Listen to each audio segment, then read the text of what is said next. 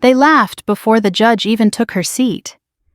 My husband leaned toward the woman beside him and whispered something I couldn't hear, but I didn't need to. The way his mouth curved told me everything. The mistress covered her lips, then let out a soft laugh that echoed too loudly in the quiet courtroom. She looked comfortable, almost bored, like this was a formality she'd already moved past. Behind them, his family sat in a neat row. People who once hugged me at holidays now avoided my eyes. One of them smiled, not kindly, confidently. I stood alone at my table. No lawyer at my side, no hand on my arm, just me, my palms resting flat on the cold wood, my spine straight, my face still. Everyone in that room believed I was about to lose. They believed I knew it too. The judge entered, and the bailiff called the room to order. The laughter faded, replaced by murmurs and the shuffle of papers. My husband didn't even look at me. He didn't need to. He was already celebrating. The judge opened the file. It was thicker than the others stacked on her desk. I noticed that immediately.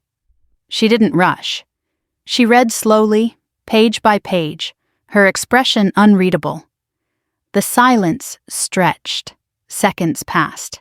Then more. I could feel the shift before anyone else did. The air changed. The confidence in the room wavered, just slightly. At that moment, no one knew what she was about to say. But everything was already different. That morning, as I walked into the courthouse, I understood exactly how small I looked to them. Family court isn't dramatic like television makes it seem. It's fluorescent lights, worn benches, and people pretending not to stare at each other's pain. I arrived early and sat alone, listening to the echo of footsteps in the hallway, rehearsing nothing. There was nothing left to say. When my husband arrived, he didn't come alone. He never did anymore. The woman at his side wore a tailored coat and an expression of quiet victory. She didn't glance around nervously like someone unsure of their place. She walked in as if she belonged there, as if the outcome was already written. His family followed close behind, filling the benches with familiar faces turned unfamiliar by choice. No one spoke to me. That too was intentional. This was a preliminary hearing, not the end. But it was meant to set the tone. It was meant to establish who held power and who didn't. They believed this would be quick, clean, procedural. A step toward closing me out of a life they'd already redesigned without me. I stayed silent because I understood something they didn't. Silence doesn't always mean weakness. Sometimes it means restraint. Sometimes it means you're listening instead of pleading. For weeks I had watched them grow more comfortable, more careless. I had watched them mistake my stillness for surrender. That morning, I let them keep believing it. As the proceedings began, my husband's attorney spoke first, confident, polished. He outlined a version of my marriage where I was peripheral, replaceable, unnecessary. I was described as someone who benefited but never contributed, who existed on the margins of decisions that mattered. Each sentence landed like it was designed to provoke a reaction. I gave them none. The mistress glanced at me once, her eyes sharp, searching for cracks. When she didn't find any, she smiled again. Smaller this time. Behind her, his mother leaned in and whispered something that made my husband smirk. They were enjoying this. They thought this was the last time they'd see me standing upright. Then the judge asked for the file. She didn't interrupt. She didn't sigh. She didn't react at all. She simply read. I watched her hands turn the pages, slow and deliberate. My husband shifted in his chair, just a little. The mistress crossed and uncrossed her legs. One of his family members stopped smiling. The courtroom felt suddenly too quiet. I didn't look at them. I kept my eyes on the bench, on the woman holding the file that explained their confidence better than they ever could. I knew what was inside it. I knew what they assumed had been settled long before this morning. That assumption was their mistake. The judge paused at one page longer than the rest. She looked up briefly, her gaze sweeping the room before returning to the paper. That was the first real crack. My husband felt it too. His posture stiffened. The whispering behind him stopped. This wasn't the end. not yet. But it was the moment the laughter died. What happened in that courtroom didn't begin there. It didn't start with the mistress or the papers or the judge's silence. It started much earlier, with something far quieter. With the first time I chose to step back. The first time I told myself it was easier to let something go than to question it. To understand why they were so certain that morning, you have to understand how I became the quiet wife who stopped asking questions. To understand that courtroom laughter, I need to go back to the first time I chose silence. It was early in our marriage, before the tension, before the careful looks and closed doors. Back then, our life felt steady, predictable in a way that felt safe. I had married a man who spoke with confidence and certainty, and I mistook that for strength. I mistook it for partnership. Before him, I had been decisive. I had opinions and didn't apologize for them. I was used to being consulted, used to being heard. I worked hard, managed my own responsibilities, and trusted my instincts. I didn't enter marriage looking to disappear into it. I believed, genuinely, that marriage meant standing side by side. At first it did. My husband was attentive in the beginning. He asked for my input, praised my judgment, told people I was the reason things worked as smoothly as they did. When challenges came up, he framed himself as a shield. "Let me handle this," he'd say, placing a hand on my back. "You don't need to worry about it." It sounded loving, protective. I felt taken care of, not sidelined. His family reinforced that idea. They spoke warmly to me, often commenting on how lucky he was to have someone so supportive. They framed my flexibility as a virtue. "You're easy to work with," his mother once said with a smile that felt like a compliment at the time. I didn't notice how often praise came only when I stepped back. The first request seemed harmless. There was an issue that needed handling quickly, something involving money and timing and other people's expectations. I don't even remember all the details now, only the feeling of urgency he wrapped around it. He told me it would be simpler if he took care of it alone. Less paperwork, fewer complications. He promised it wouldn't affect me in any real way. I hesitated. Just briefly. I remember standing in our kitchen listening to him explain why there wasn't time to go back and forth about it. He was calm, reassuring, already halfway through the solution. I could see how questioning him would slow things down, create friction where none needed to exist. I didn't want to be difficult. I didn't want to seem distrustful. I wanted to be a good partner. So I nodded. "Whatever you think is best," I said, and meant it. The relief in the room was immediate.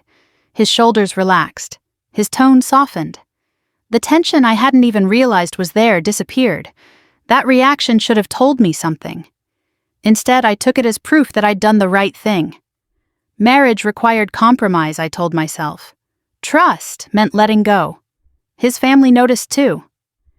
At the next gathering, someone joked about how lucky he was to have a wife who didn't interfere. They laughed, and I laughed with them, even as something tight settled in my chest. Being praised for absence felt strange, but I ignored it. I told myself I was reading too much into it. After that, things became easier on the surface. Decisions were made quickly. Plans moved forward without long discussions.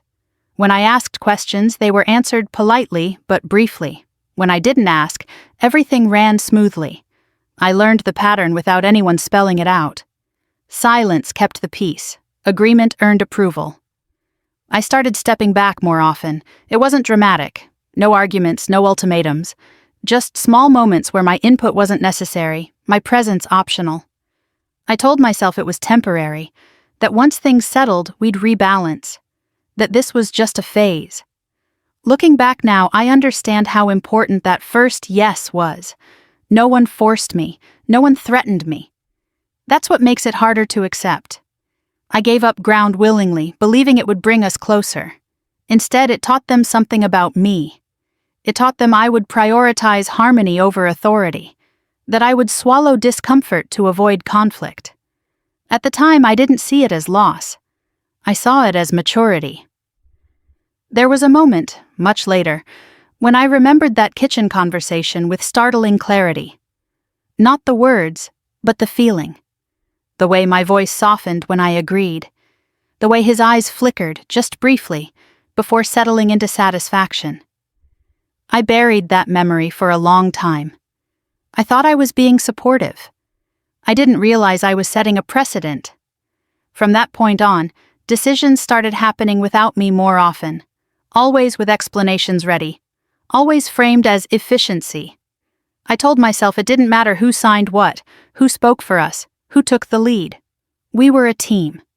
What was his was mine. What was mine was his. That belief carried me further than it should have. I didn't know then that stepping back once makes it easier to be pushed back again. I didn't know that people who benefit from your silence will keep rewarding it until you forget what your voice sounded like. By the time I began to feel uneasy, the pattern was already established. They had learned they could move forward without resistance, and I had learned how to stay quiet without being asked. By the time I realized something had been taken from me, it was already gone. After that first silence, everything felt smoother. There were fewer disagreements, fewer long conversations at the end of the day. My husband seemed lighter, more decisive. He moved through our life with an ease I hadn't seen before, as if a weight had been lifted. His family noticed it too. They commented on how well things were going, how calm everything seemed. I was praised again for being understanding, for not making things complicated. Peace became the reward for staying quiet. The opportunity that changed everything arrived not long after. It was presented as good news, the kind you're supposed to celebrate, something that would move us forward, secure our future, simplify things in the long run.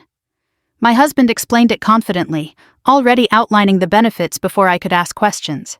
It involved paperwork, meetings, and decisions that needed to be made quickly. He spoke as if time itself were an enemy. "I'll take care of it," he said, the same way he always did. "There's no need for you to get dragged into all this." I waited for him to add that my input mattered, that we would sit down and review everything together. He didn't. A few days later, I learned the details by accident. Not from him, but from a casual comment made in passing, a reference to something that had already been decided. A meeting had taken place. Documents had been signed. My name hadn't been mentioned. I remember the exact moment it hit me. I was standing in the doorway of his office, listening as he spoke on the phone. He ended the call and smiled at me, relaxed and satisfied. I asked, as calmly as I could when the meeting had happened. "Oh, that?" he said. "It was nothing, just a formality." "It's already handled." Already handled. The words landed wrong. Not harshly, not dramatically, just enough to unsettle me. I asked why I hadn't been there. He didn't bristle or get angry. He laughed softly, as if I were worrying about something trivial. "You wouldn't have wanted the stress," he said. "It was technical. Boring. Trust me, this is better." His family backed him up without hesitation. When it came up later, his mother waved a hand dismissively. "This is how these things work," she said. "Not everyone needs to be involved in every detail."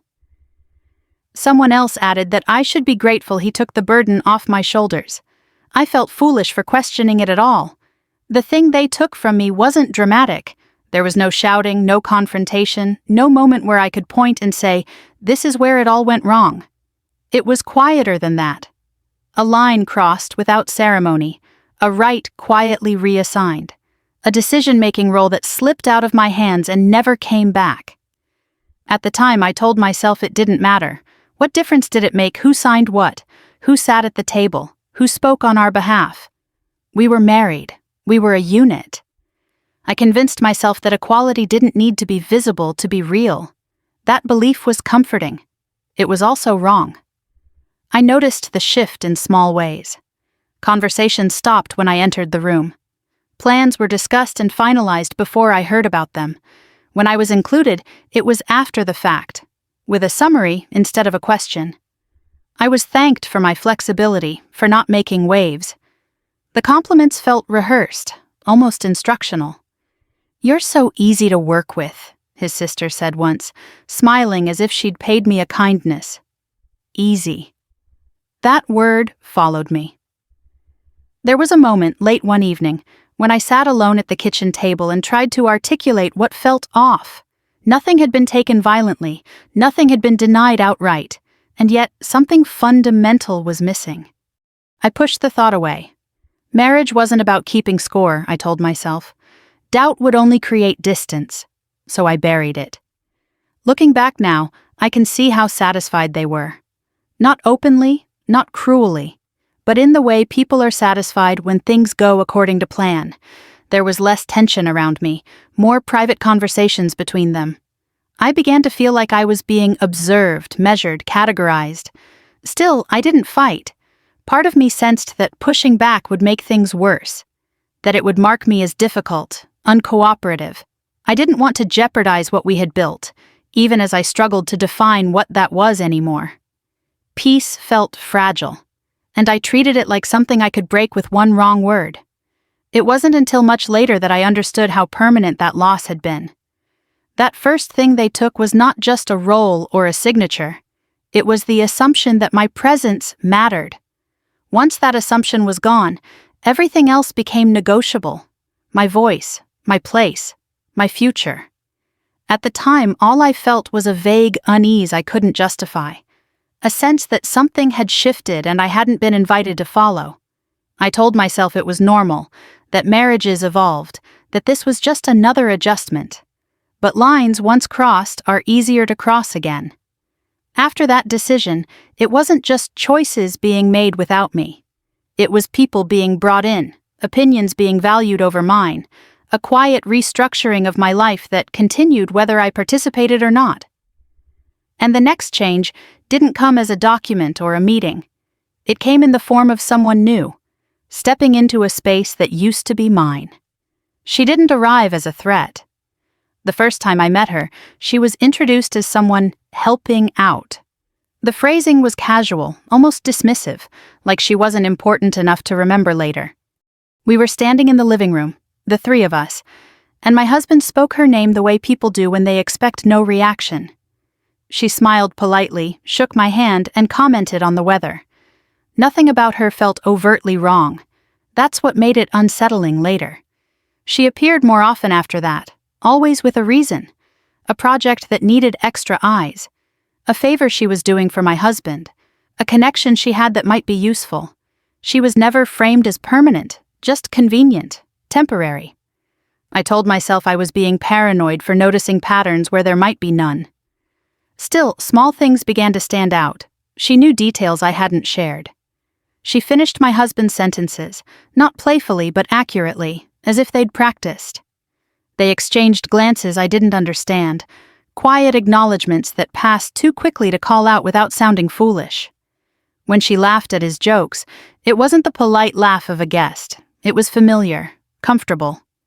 I tried to ignore the tightening in my chest.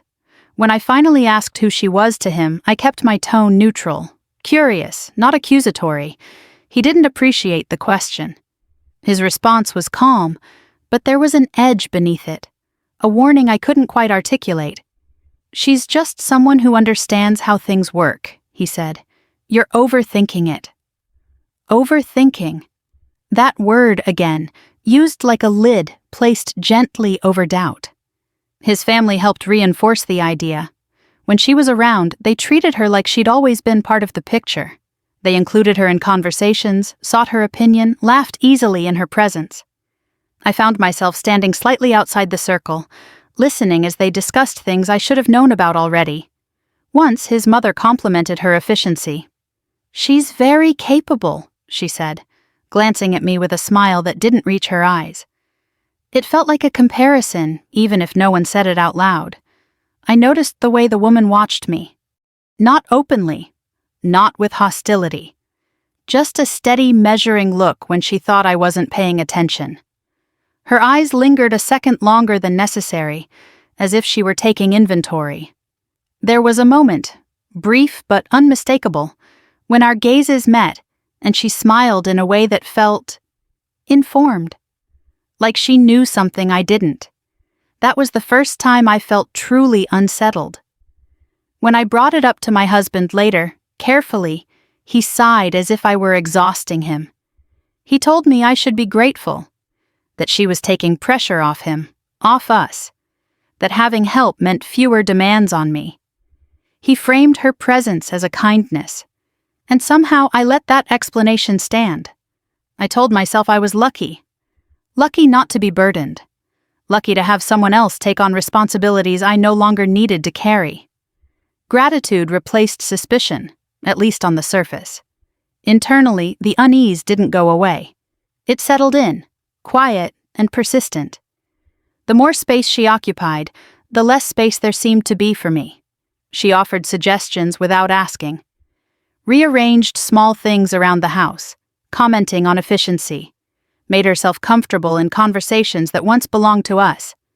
When I spoke, she listened politely, then redirected the topic. No one stopped her. No one corrected her. I began to feel observed, evaluated, and slowly edged aside. Looking back now, I understand that she didn't step into my life all at once. She was introduced gradually, normalized piece by piece, until questioning her presence felt unreasonable. She wasn't framed as a replacement. She was framed as an improvement. At the time, I still believed it was coincidence. That timing and circumstance had simply overlapped. I clung to that belief because the alternative was too painful to name. Accepting intention would have meant accepting that I was being replaced with consent. There was a moment that stays with me, clear as glass.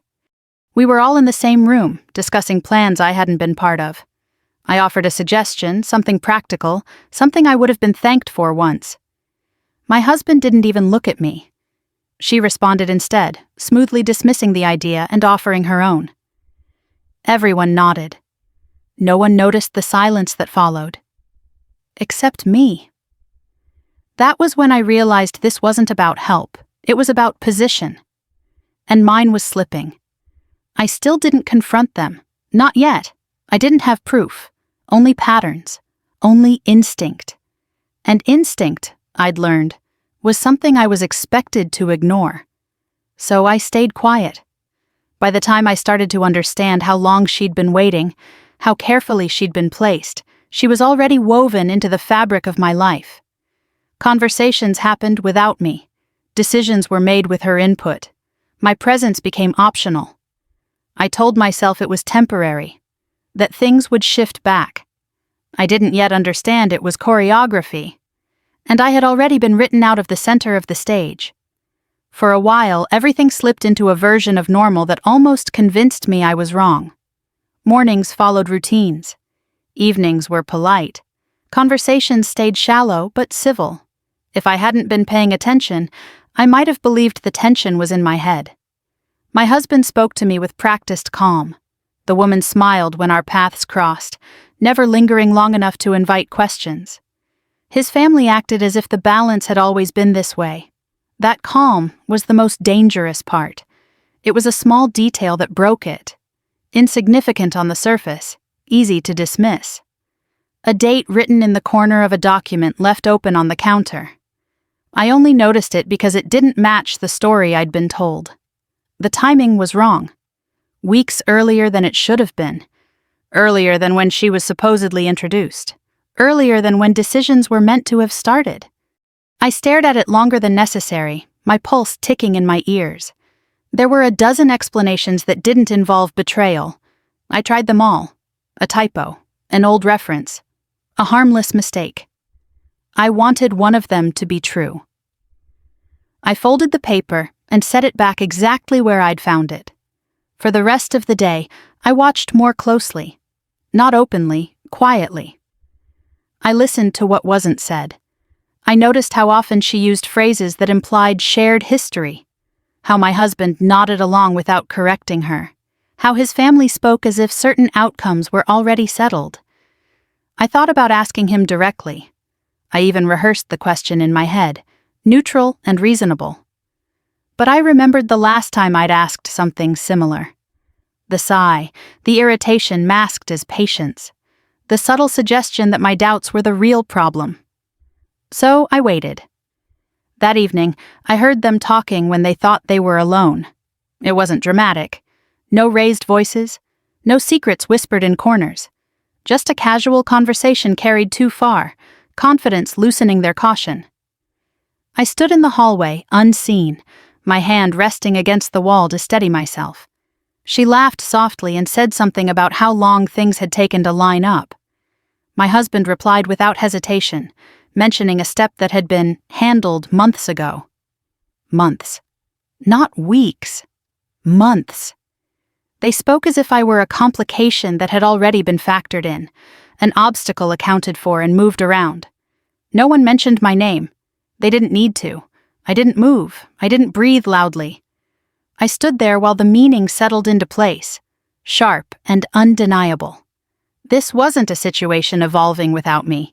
This was a plan unfolding exactly as intended. The shock was physical. My stomach dropped, my skin prickled, my vision narrowed. But beneath the fear, something else surfaced. Clarity, the kind that burns away doubt. I wasn't losing my place by accident. I walked away quietly and closed myself into the bathroom, sitting on the edge of the tub with my hands clenched together. I replayed the conversation in my head, word by word, afraid I'd imagined it. But the more I replayed it, the clearer it became. The timeline fit. The earlier exclusions. Her sudden familiarity, his family's comfort with her presence. It all aligned too neatly to be coincidence. I thought back to the first time I'd stepped aside, to the praise that followed, to how easily they'd learned what I would tolerate. This wasn't a betrayal that happened overnight. It was constructed, layered, patient. I understood then why confronting them would be pointless. They weren't acting on impulse. They were executing something they believed was inevitable. If I reacted emotionally, I would only confirm their assumptions about me. That I was fragile, predictable, easy to dismiss. That night, I slept very little. Not because I was afraid, but because my mind wouldn't stop working. Every interaction from the past months took on new meaning. The way decisions had been framed as already settled. The way questions were discouraged. The way my silence had been interpreted as consent. Knowing changed everything. I stopped trying to fix the marriage. I stopped hoping for explanations that would make this hurt less. What I felt wasn't grief anymore. It was alertness. Awareness sharpened by necessity. The next day they behaved the same as always. Polite, confident, unbothered. She spoke freely in front of me, assuming I was still blind. My husband moved through the house like someone unafraid of being challenged. His family planned ahead, discussing things as if my role had already been resolved. I let them. Silence, I realized, was no longer about keeping the peace. It was about buying time. About learning what they believed was protected. About understanding where their confidence came from and how far it extended. There was risk in knowing. Once you see a plan clearly, you can't unsee it. You can't pretend it doesn't exist. Every choice from that point on matters. One wrong move can expose you before you're ready. I chose not to be ready yet. That was the moment I stopped asking why this was happening. Why him? Why her? Why me? Those questions belonged to a version of myself that still believed fairness would intervene on its own. From then on, I asked a different question. What were they so sure I would never do? And how could I make them keep believing that until it was too late? After that, they stopped pretending. The shift was subtle at first, but unmistakable. Explanations became announcements. Decisions were no longer framed as discussions. My husband stopped checking in, stopped offering reassurance. He moved through the house with the confidence of someone who no longer felt the need to justify himself. The calm politeness from before hardened into indifference. The house began to feel unfamiliar. Small changes appeared without warning. Drawers rearranged, papers moved. A room that had once been mine repurposed for other needs. When I asked about it, I was met with impatience instead of answers. The woman's presence became constant, no longer introduced or explained. She acted like someone who had earned the right to be there. She didn't ask before offering opinions. She didn't wait for invitations to speak. She walked through the house like she was measuring it for her future, commenting on what worked and what didn't. My husband listened to her closely, nodding, considering. When I spoke, he barely looked up. I started to feel like a guest in my own life. The humiliation stopped being private. At a gathering with people who knew us, I offered a simple suggestion about plans that affected us both. It wasn't emotional. It wasn't confrontational. It was the kind of input I'd once been encouraged to give. My husband cut me off mid-sentence, correcting me in front of everyone. He spoke over me, his tone sharp, final. "She doesn't need to worry about that," he said, as if I weren't standing there. The woman smiled and reinforced his point, adding details I hadn't been aware of. The conversation moved on without me. No one challenged it. No one looked uncomfortable. I stood there, heat rising in my face, my hands clenched at my sides, and said nothing. That silence wasn't weakness. It was shock.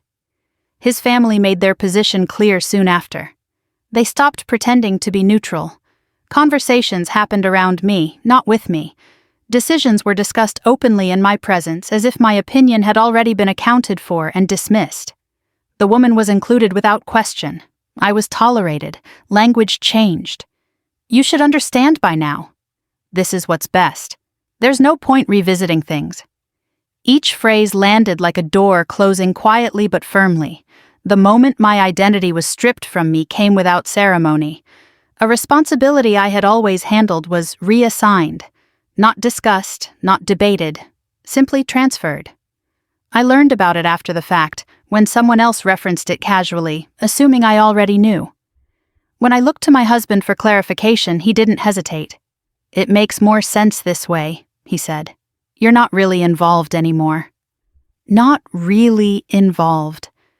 The words hollowed something out of me.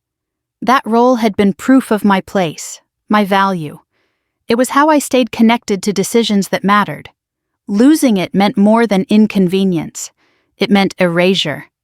I didn't argue. I didn't raise my voice. I felt something fracture inside me, sharp and irreversible, but I kept my face composed. Fighting back in that moment would have confirmed every story they were telling about me. Emotional, difficult, unstable. I wasn't any of those things. I understood then why I hadn't fought earlier, why instinct had told me to wait. I didn't have protection. I didn't have leverage. And I didn't yet know how far this went. Reacting too soon would only accelerate what they were already doing. They were testing me. They wanted to see how much I would accept, how small I could become without making noise. Each time I complied, their confidence grew. The woman grew bolder. My husband grew colder. The family grew more comfortable excluding me. There was a moment that felt like a warning. It came in the form of a comment, made casually, almost kindly. My husband told me it would be easier for everyone if I stayed out of certain discussions. That pushing back would only make things unpleasant. He didn't threaten me outright. He didn't have to. The implication was clear. Resistance had consequences. I went to bed that night and stared at the ceiling for a long time, listening to the quiet house. Fear crept in, slow and heavy. Not fear of being alone, but fear of being erased completely if I made the wrong move. I thought about how easily this had happened, how quickly love had turned into leverage, and then something else surfaced. Resolve. I realized that waiting didn't mean surrender. It meant survival. It meant watching carefully. It meant understanding the shape of the cage before deciding how to leave it. They believed they were in control because I wasn't fighting. They didn't understand that I was learning. The woman walked past me the next day and didn't bother to hide her dismissal. She didn't need to anymore. In her mind, the outcome was decided. I saw it in the way she smiled, in the way she spoke as if I were already gone. That arrogance was their mistake. By erasing me, they had stopped watching me. By humiliating me, they had convinced themselves I was finished. They didn't see that something had shifted, that fear was no longer paralyzing, that silence had become intentional. That was the moment I stopped asking why this was happening, and started asking what they were so afraid I might do if I ever stopped being quiet. The day I stopped explaining myself, they mistook it for surrender. I asked fewer questions. I offered no opinions. When decisions were announced, I nodded once and moved on. I kept my voice even, my expression neutral. The change was immediate. My husband relaxed. The woman stopped watching me so closely. His family grew comfortable again, speaking freely in my presence as if I were a piece of furniture. They thought I was finished. With me out of the way, routines loosened. Doors were left open. Conversations bled into hallways. Plans were discussed at the table without lowering voices. They no longer guarded their words around me because they no longer believed my attention mattered. Being ignored became a kind of access. I listened. I noticed patterns. The times they assumed I would be elsewhere, the moments they forgot I could hear. The way certain names came up only when they thought I wasn't paying attention. I didn't write anything down. I didn't react. I stored it all quietly, letting it settle into place. It was during one of those ordinary moments that I met the person who would later matter more than any of them expected. It wasn't dramatic, no confrontation, just a brief interaction tied to a routine errand. Someone who had been around longer than I realized. Someone who noticed details because noticing was part of their job. They asked me a simple question, casual and offhand, about something that didn't align with the story I'd been given. I paused before answering. The question wasn't intrusive, it wasn't suspicious, but it revealed a gap, a small one, the kind people miss when they assume everyone else is in the dark. I answered carefully, keeping my tone light, but my mind started working immediately. If they were confused, it meant something hadn't been as sealed as I'd been led to believe. That was the first opening. Not leverage yet, just confirmation that the plan wasn't flawless. Later that day, while doing something so mundane it barely registered, I noticed something else. A reference made too casually, a detail shared without caution. It confirmed what I'd begun to suspect. They were operating on assumptions. Assumptions that depended entirely on my continued silence. I didn't act on it. I didn't ask follow-up questions. I didn't let curiosity show on my face. I finished what I was doing and went about my day. That restraint was deliberate. Acting too soon would have warned them. They were careless now because they believed the risk had passed. I tested that invisibility carefully. I stayed agreeable. I stayed quiet. I confirmed they no longer monitored my reactions. The woman grew openly dismissive, no longer bothering to hide her impatience with me. My husband stopped even pretending to include me. He spoke as if decisions were final before they reached me. It hurt. That part didn't disappear, but control began to return in ways that mattered more. One evening, I sat alone and let myself think clearly for the first time in months, not emotionally, strategically. I asked myself what they were protecting, not from me, but from exposure. People don't grow that confident unless they believe something is sealed, documented, unchallengeable. That belief was their vulnerability. I replayed everything I'd heard since I'd gone quiet. The timelines, the shortcuts, the language they used when they thought no one was listening. A picture formed, sharper with each detail. I began to understand not just what they'd done, but how they believed they'd gotten away with it. They weren't cautious because they didn't need to be. They believed the story was already written. The woman walked past me one afternoon and said something dismissive without even looking at me. My husband didn't correct her. His family laughed. They behaved like people who had already won, already moved on. Watching them, I felt something unexpected. Relief. If they thought I was harmless, they would keep showing me exactly how they planned to erase me. If they believed I had nothing left, they would keep revealing what they thought was protected. Their arrogance gave me time. Their certainty gave me access. I realized then that I didn't need to confront them. I didn't need to argue or demand explanations. Confrontation would only make them defensive. Silence made them sloppy. That night, I lay awake, not with fear, but with focus. For the first time since everything had started to unravel, I felt grounded. Not hopeful, not optimistic, prepared. I didn't know yet how this would end, but I knew something fundamental had shifted. They underestimated me because I let them. They thought my quiet meant emptiness, that I had nothing left to offer, nothing left to protect. They believed they were managing the situation, unaware that by sidelining me, they had given me freedom they never intended. I didn't need their trust. I needed their complacency. The next morning I moved through the house unnoticed, just as they expected. I listened when they spoke freely. I watched when they grew careless. Every assumption they made about my weakness added another piece to the picture. They believed I had nothing left. What they didn't realize was that I finally had time, and access, and the patience to let them keep believing exactly what they wanted, right up until the moment it cost them everything. I moved through the house without asking permission because no one thought I needed it anymore. That was the advantage of being dismissed. Doors stayed unlocked, papers were left out, conversations drifted into rooms they assumed I'd already vacated. I was invisible, and invisibility came with access. Every step I took felt deliberate, even when it looked routine, especially then. The discovery didn't come from snooping, it came from carelessness. A folder lay open where it shouldn't have been, tucked beneath something more ordinary, as if hiding in plain sight. I noticed it only because my name appeared where I didn't expect it to. Not addressed to me, not acknowledging me, referencing me as if I were a variable already accounted for. The language was clean and confident, the kind people use when they believe no one will challenge them.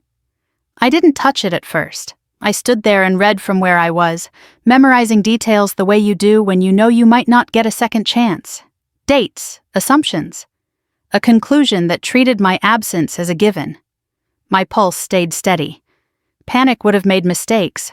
I had learned that. When I finally picked it up, I handled it carefully, placing it back exactly as I'd found it when I was done. Nothing disturbed, nothing missing. The illusion of safety intact. What I read explained everything. Their confidence wasn't emotional. It was procedural. They believed the outcome was secured not because I was weak, but because they thought the process had already erased me. There was an assumption baked into every line, that I wouldn't contest, wouldn't be believed, wouldn't even know where to look. They had mistaken my silence for ignorance. I spent the rest of the day reading between the lines of everything else. Casual comments made sense now, the way plans were discussed as finished business, the way his family spoke about the future as if I were a footnote. It all traced back to this belief that something had been finalized without my participation. I didn't rush to confront them. I didn't even allow myself the relief of anger. Anger would have pushed me into action before I understood the full shape of what I was holding. Instead, I cross-checked timelines in my head. The dates aligned with the moment things had begun to shift. With her arrival, with my first exclusion. This wasn't coincidence, it was coordination. The weight of that realization was heavy, but clarifying. Knowing what they believed protected them told me exactly where they were vulnerable. If this surfaced, it wouldn't just change the tone of a conversation. It would unravel the certainty they were building everything on. Reputation, authority, control. All of it balanced on the assumption that I would remain passive. They had underestimated the cost of that assumption. Still, I didn't act. Revealing what I knew too soon would have burned its value. They would scramble, close ranks, adjust the narrative. I needed timing, not outrage. I needed them comfortable, confident. I needed them to keep doing exactly what they were doing. That wasn't easy. Their arrogance escalated almost immediately, as if sensing no resistance ahead. The woman grew bolder, making dismissive comments in front of me without bothering to soften them. My husband stopped filtering his words entirely. His family spoke as if I were already gone, already replaced. Each insult tightened something inside me, but I held it together. Every slight was another confirmation that they believed the story was over. That belief was my leverage. I paid attention to what they did next, where documents were kept, who spoke to whom, which details they considered too settled to guard. I learned their rhythms, their blind spots. I learned how much they assumed about my limitations. By the end of the week, I understood the scope of what they'd done and the scale of what it threatened. This wasn't just about me being pushed aside. It was about control, about rewriting a narrative so thoroughly that my absence would look intentional, even deserved. They believed they had closed every door. What they hadn't considered was that closing doors makes patterns, and patterns are visible to anyone willing to look. There was one final moment that sealed my resolve. A passing comment made with a smirk, implying I should be grateful for how things were turning out. As if being erased were a favor. As if my compliance were expected, even owed. Something hardened then. I didn't need them to confess. I didn't need proof piled dramatically on a table.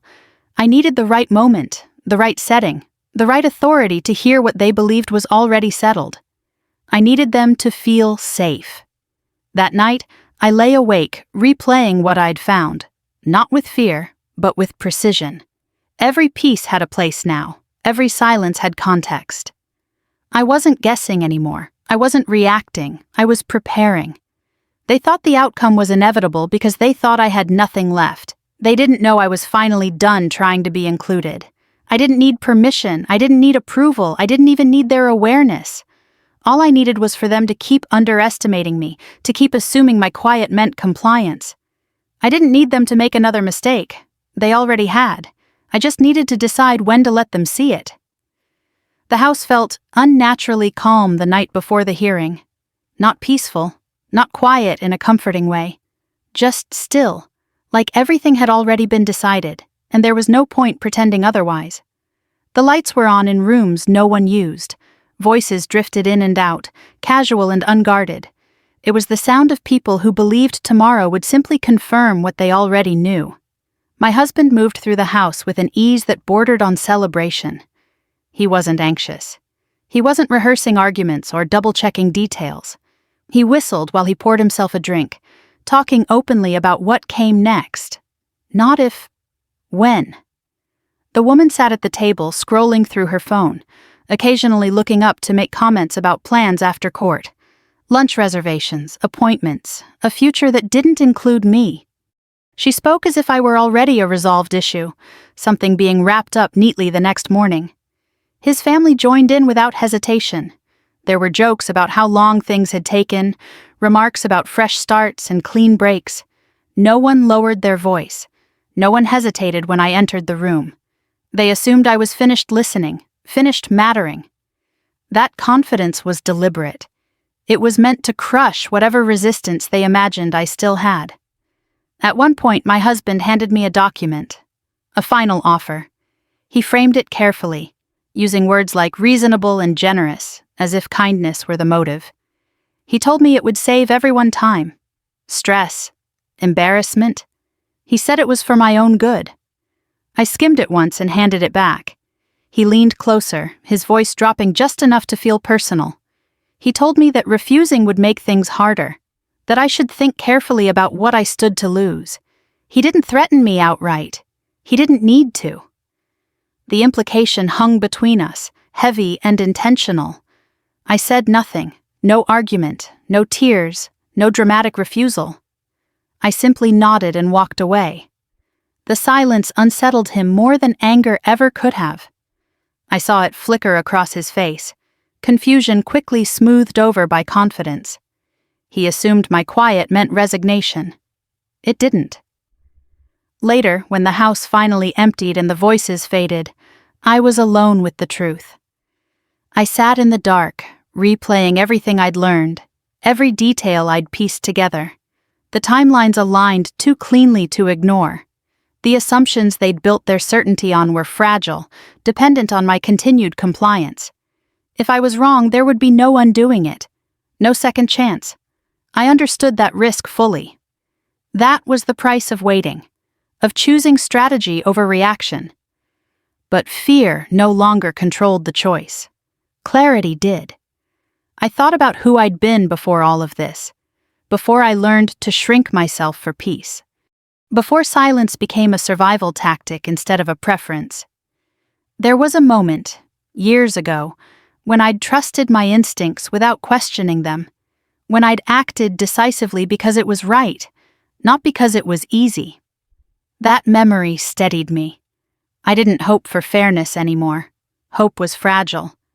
What I felt instead was readiness, a calm acceptance that tomorrow would reveal what it needed to, whether they were prepared or not.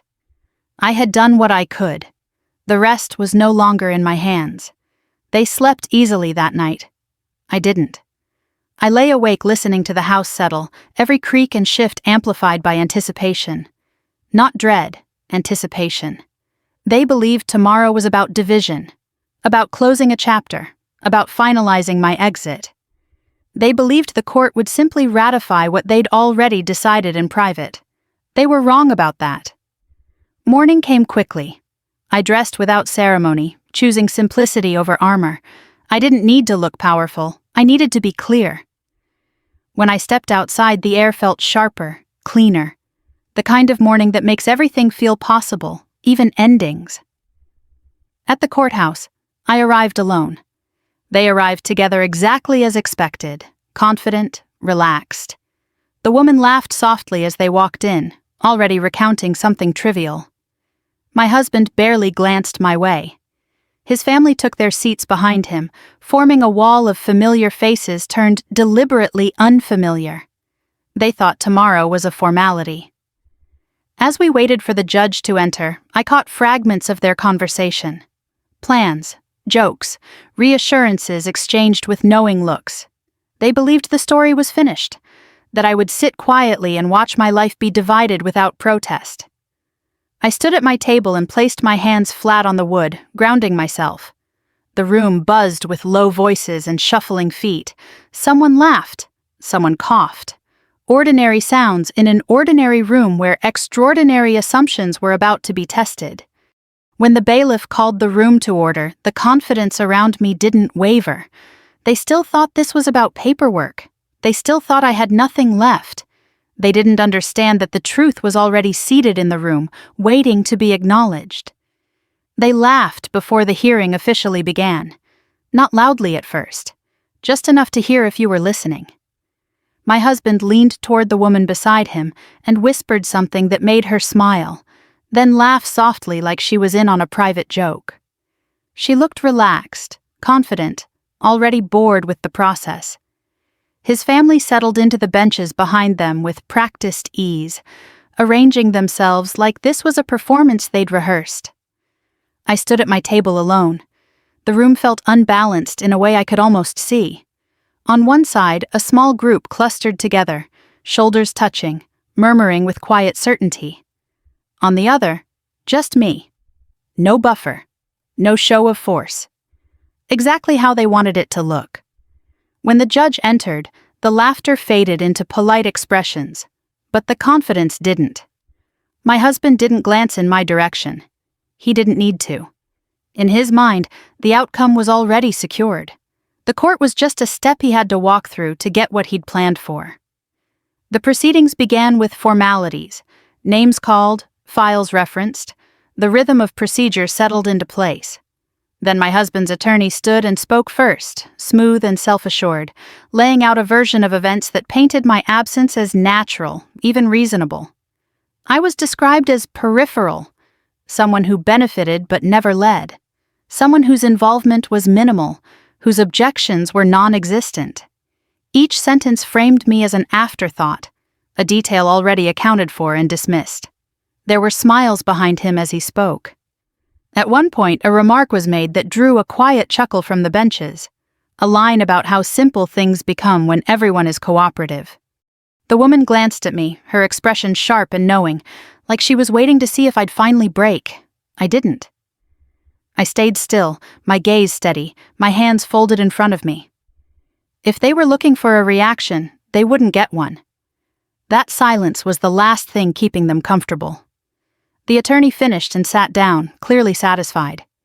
My husband leaned back slightly, the tension gone from his shoulders. His family exchanged small looks of triumph. In their minds, this was already over.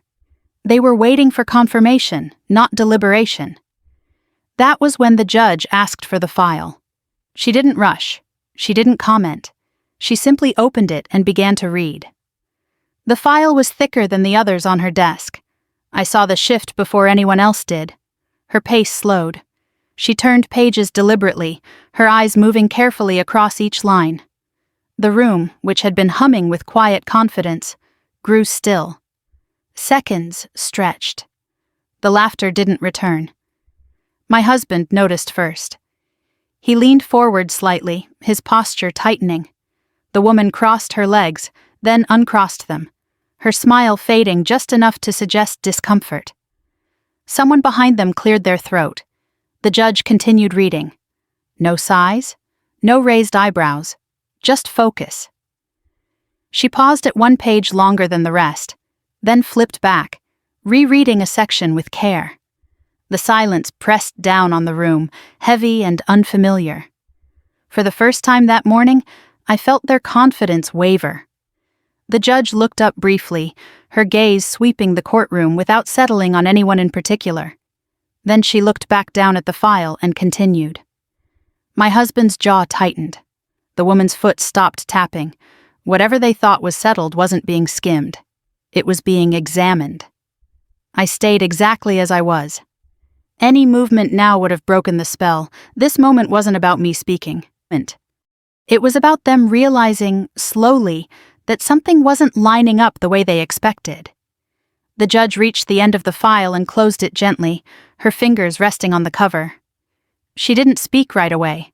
She let the silence do its work. Every second felt deliberate. No one smiled anymore. My husband shifted in his seat, trying to mask it as a simple adjustment. The woman leaned toward him slightly, her expression questioning. His family sat rigid now, eyes fixed forward, their earlier ease replaced by unease. This was the last moment they felt safe. The judge adjusted her glasses and looked out at the room, her expression calm, unreadable. The confidence that had filled the space earlier had drained away, replaced by a tension that felt electric. I could feel it in my chest, not as fear but as certainty.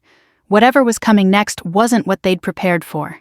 They had walked into this courtroom believing my silence meant surrender, believing their paperwork spoke louder than I ever could, believing the story was already written and all that remained was to formalize it.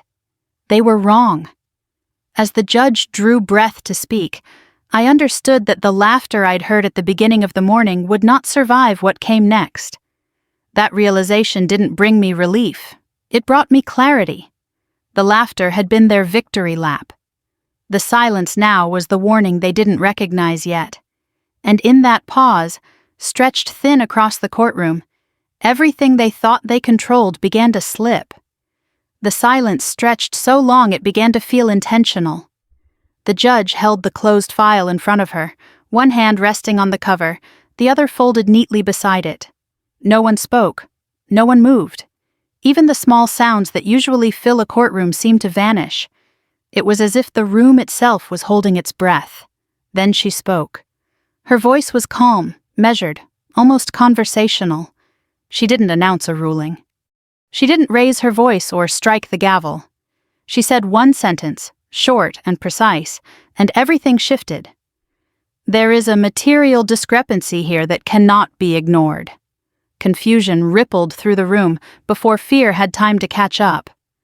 My husband's head snapped up. The woman beside him froze, her expression caught between a smile and something else she hadn't practiced. Behind them, his family leaned forward, trying to read the judge's face for reassurance that didn't come.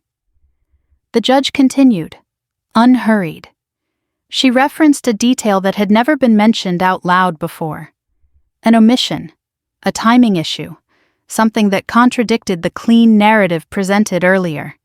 She didn't accuse anyone yet. She didn't need to. The words alone were enough to crack the confidence they'd brought in with them.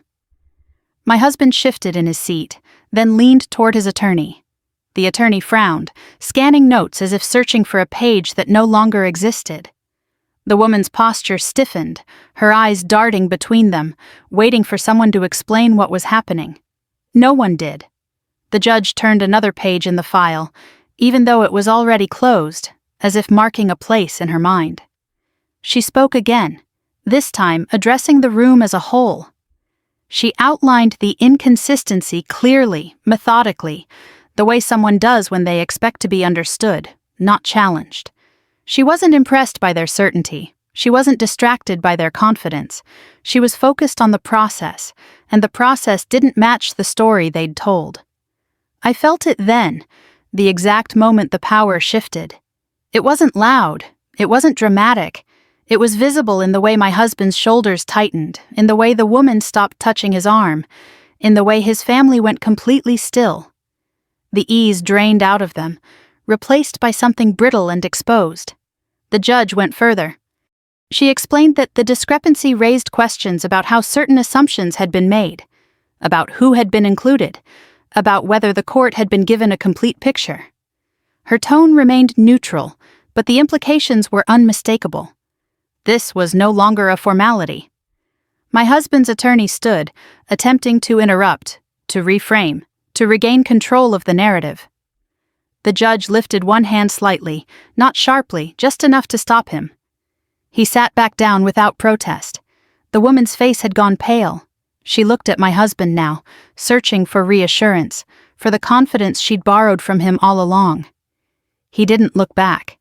His eyes were fixed on the bench, his jaw clenched so tightly I could see the muscle jump. For the first time since this began, they weren't in sync. The judge addressed the potential consequences next.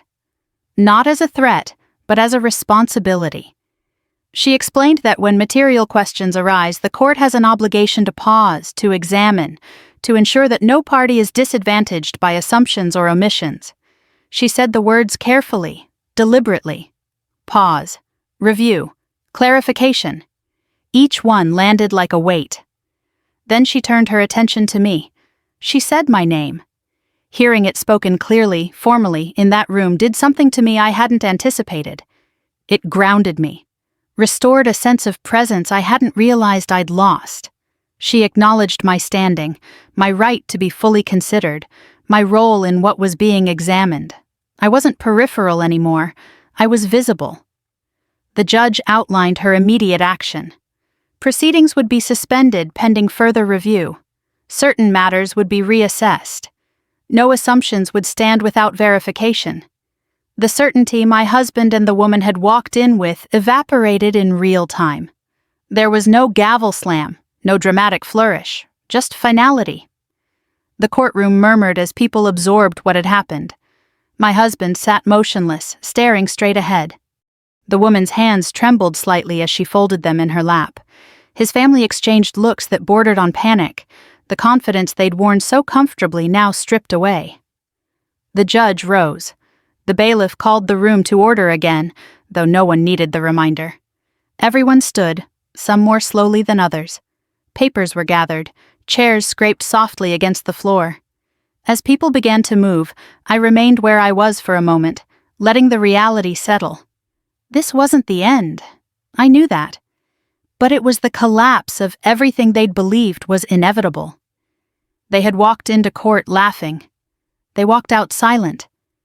In the hallway they clustered together instinctively, voices low and urgent now, heads bent close. The woman hovered just outside the circle, no longer central, no longer certain. My husband spoke quickly, his confidence replaced by something sharp and strained. I passed them without stopping. No one reached for me. No one called my name. They didn't know what to say. The story they'd rehearsed had failed them, and they hadn't prepared for that. Outside the courtroom, the air felt different. Not lighter, exactly, but clearer. The kind of clarity that comes when an illusion finally breaks. They had thought this hearing would finish me. Instead, it exposed them. And as I walked away, I understood something with absolute certainty. Whatever came next, nothing they had planned was under their control anymore. I stepped out of the courtroom alone. The hallway felt wider than it had that morning, the air cooler, easier to breathe. People moved past me in small clusters, whispering, speculating, already reshaping the story in their heads. I didn't stop to listen. Whatever they were saying no longer had the power to define me. Behind me, my husband stood surrounded by the very people who had laughed with him just hours earlier. Their voices were low now, urgent, overlapping.